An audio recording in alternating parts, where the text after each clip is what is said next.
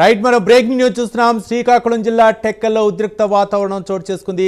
దివ్యల మాదిరి తన ఇంటి ఆవరణలో నల్ల బ్యాడ్జీలు ధరించి నిరసన తెలిపారు. పోలీసులు తనను హౌస్ అరెస్ట్ చేశారంటూ ఆమె తీవ్ర ఆగ్రహం వ్యక్తం చేశారు. దువ్వాడ శ్రీనివాస్ విచారణకు హాజరైన నేపథ్యంలో ఈ ఘటన చోటు చేసుకుంది. మాదిరి తన వ్యక్తిగత పనుల నిమిత్తం బయటకు వెళ్లకుండా పోలీసులు అడ్డుకున్నారని ఆరోపించారు. తన ఇంటి నుంచి కాలు బయట పెట్టకుండా అడ్డుకోవడంపై ఆమె అభ్యంతరం వ్యక్తం చేశారు. తన అనుచరులతో కలిసి ఇంటి బయట బైఠాయించి పోలీసుల తీరును నిరసించారు.